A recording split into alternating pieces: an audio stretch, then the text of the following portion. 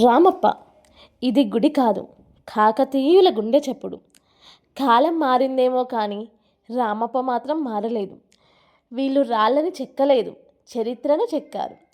కాకతీయుల చేతి సంబాళంకి 800 ఏళ్ళైనా ఏజ్ లేదు. ఒక యుగం ప్రేమని రాళ్ళల్లో నింపారు. మనం చూడ్డానికి మిగిలాము. సైన్స్కి అర్థం కాని ఇంజనీరింగ్ ఇక్కడ ఉంది. Hello friends, welcome to our channel. నా పేరు సంగీత. నేను రీసెంట్లీ డేస్లో అయితే వరంగల్లో ఉన్న రామప్ప టెంపుల్ని విజిట్ చేయడం జరిగింది. అక్కడ ఉన్న ఆర్కిటెక్చర్, గుడి నిర్మాణం, అక్కడ ఉన్న శిల్పకళలు నన్ను అయితే చాలా ఆకర్షించాయి. అలాగే గుడి ప్రాముఖ్యత, చరిత్ర గురించి అయితే ఈ వీడియోలో ఫుల్ డీటెయిల్స్ మొత్తం వీడియో చేయబోతున్నాను.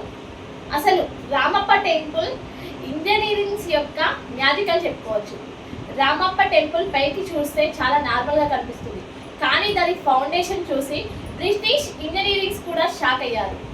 ఈ రామేశ్వర దేవాలయాన్ని రుద్రేశ్వర దేవాలయంగా కూడా చెప్పుకుంటారు. కాకతీయుల అత్యంత గొప్ప గొప్ప కళాఖండాలలో రామప్ప కూడా ఒక ముఖ్య పాత్ర పోషిస్తుంది. రేచర్ల రుద్రుడు అనే రాజు రామప్ప అనే గొప్ప అత్యుత్తమ శిల్పికి ఈ గుడి నిర్మాణాన్ని కట్టడాన్ని పని అప్పగించాడు. ఈ ఆలయంలోని మదనికలు ఎంతో నైపుణ్యంతో చెక్కబడ్డాయి. ఆలయాన్ని తేలికపాటి ఫ్లోటింగ్ బ్రిక్స్తో నిర్మించారు. 1213లో నిర్మించిన ఈ దేవాలయం 14 ఎకరాలలో విస్తరించి ఉంది. నల్లటి గ్రానైట్ రాయిపై అనేక శిల్పాలను చెక్కారు. అనేక యుద్ధాలు, దాడులు, 17వ శతాబ్దంలో వచ్చిన చాలా భయంకరమైన భూకంపాన్ని కూడా తట్టుకొని ఈ గుడి నిలబడగలిగింది. భూకంపాలను తట్టుకొని నేల గట్టిగా ఉండడం కోసం శాండీ ఇంటర్లాకింగ్ సిస్టమ్ ద్వారా ఈ గుడి నిర్మాణాన్ని నిర్మించారు. ఈ గుడిలో 12 మదనికలు ఉంటాయి. ఈ 12 మదనికలు గుడికి ఎంతో ఆకర్షణీయంగా ఉంటాయి.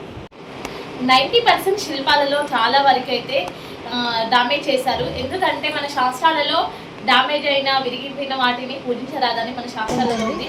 అలాగే ఈ గుడిలో ఉన్న దేవుడి పేరు కూడా రామలింగ స్వామి.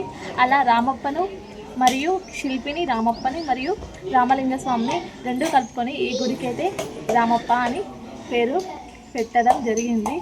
ఇది గజబలంతో, అంటే ఇలా కనిపిస్తున్నాయి కదా ఏనుగులు, ఇవన్నీ మొత్తం 556 ఏనుగులను పైన మొత్తం రాతితో మలిచారు. శిల్పంగా ఇలా మంచిగా మార్చిళ్ళు. ఎందుకంటే ఈ గుడి నిర్మాణంలో ట్రాన్స్పోర్టేషన్ కోసం, అంటే మనకు నిర్మాణాలకి బేసిక్గా నార్మల్గా అయితే ఇలా లారీలు, ట్రాక్టర్లు, అలా ఇసుకలు మనకు కావాల్సినవి తెచ్చుకుంటాం. కానీ ఆ పురాతన కాలంలో అలాంటి ట్రాన్స్పోర్టేషన్ లేదు కాబట్టి ఏనుగుల సహాయంతోనే ఈ గుడిని చాలా వరకు నిర్మించారు. బండలు ఎత్తడానికి, వేరే ప్రదేశం నుంచి తీసుకురావడానికి ఏనుగులు అయితే చాలా సహాయపడ్డాయి.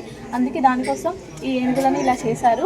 ఈ ఏనుగులు కూడా మనకు ఏంటి డైరెక్ట్ చేస్తున్నాయంటే మనం గుడి చుట్టూ ఎలా ప్రదక్షిణలు చేయాలి, ఎలా మనం నడుచుకుంటూ వెళ్ళాలి అనేది ఇవి డైరెక్ట్ చేస్తున్నట్టుగా, డైరెక్షన్ ఇస్తున్నట్టుగా వీటిని చేశారు.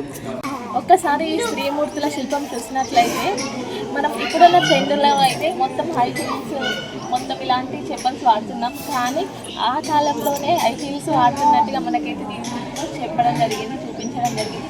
చూడండి, ఈ శిల్పంలో అప్పటి నుంచే హై హీల్స్ వాడడం. రామప్ప గుడికి 3 ద్వారాలు ఉంటాయి.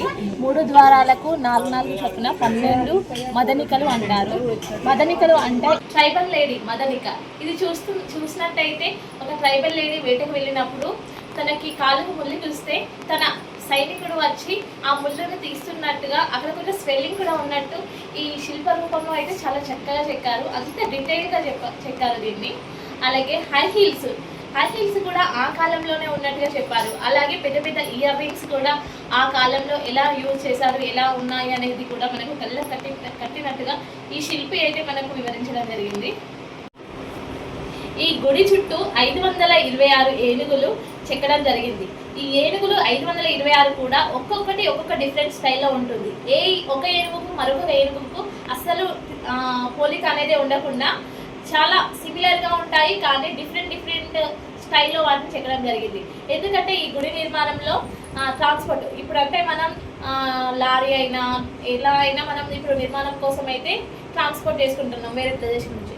కానీ ఆ కాలంలో ఏనుగులు గజబలం అనేది చాలా ఉపయోగపడ్డది. ఎందుకంటే అవి పెద్ద పెద్ద గ్రానైట్ బండలను ఎత్తడానికైనా వాటిని ఒక చోట నుంచి ఒక చోటికి చేర్చడానికైనా కూడా గజబలం అనేది గుడి నిర్మాణానికి చాలా అవసరమైంది.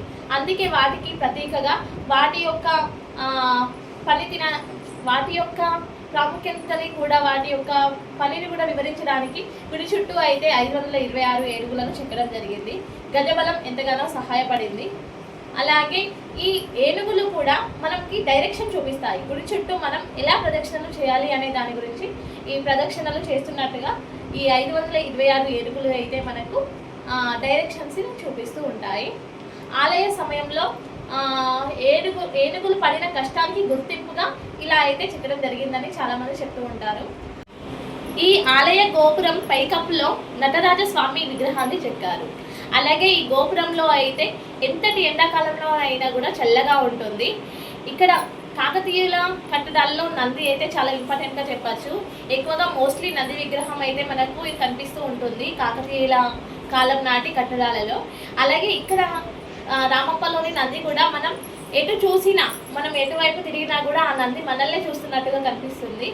అలాగే శాసనాల గ్రంథం, ఇక్కడ శాసనాల గ్రంథం కూడా ఉంది. ఆ గ్రంథం అనేది ఖరాబ్ కాకుండా దాన్ని మంచిగా రక్షించాలని ఆ శాసనాల గ్రంథానికి కూడా ఒక గోపురాన్ని ప్రత్యేకంగా దీనికి ఇక్కడ ఏర్పాటు చేయడం జరిగింది. మనం గుడి హిస్టరీ గురించి చెప్పుకున్నట్లయితే కాకతీయుల రాజు గణపతి రాజు 1213లో గుడి నిర్మాణాన్ని చేపట్టాడు. ఈ గుడి నిర్మాణానికి 40 సంవత్సరాల కాలం పట్టింది.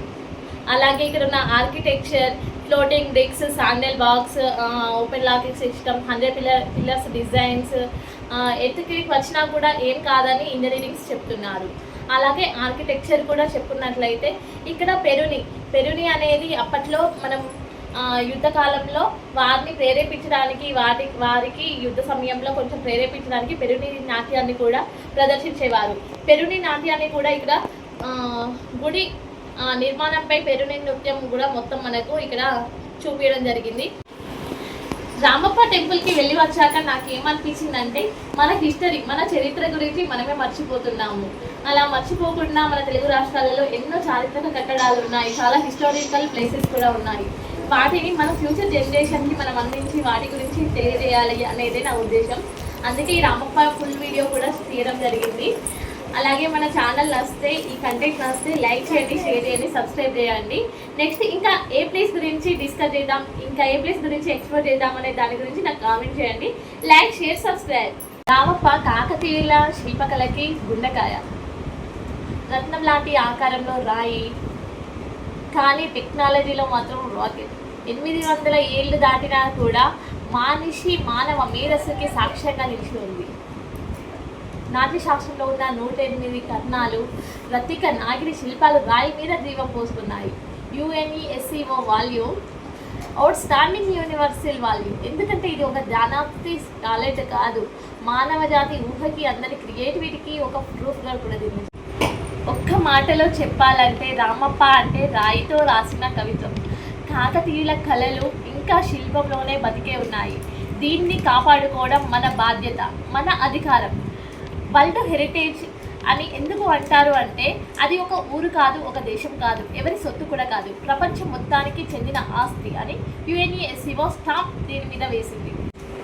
దీని వాల్యూ ఇండియా వరకే కాదు, జపాన్ నుంచి వచ్చిన టూరిస్ట్ అయినా, ఆఫ్రికా నుంచి వచ్చిన హిస్టారికల్ టూరిస్ట్ అయినా సరే మన రామప్ప ఆర్కిటెక్చర్ని చూసి వావ్ అనాల్సిందే. ఇదే వరల్డ్ హెరిటేజ్. వరల్డ్ హెరిటేజ్కి మనం ఓనర్స్ కాదు, కేవలం కేర్ టేకర్స్ మాత్రమే. మన చరిత్రని మనం కాపాడుకున్నాం, భావితరాలకు పరిచయం చేద్దాం. ఇలాంటి మంచి కంటెంట్ కోసం, మంచి హిస్టారికల్ ప్లేసెస్ కోసం ఛానల్ని లైక్ చేయండి, షేర్ చేయండి, సబ్స్క్రైబ్ చేసుకోండి.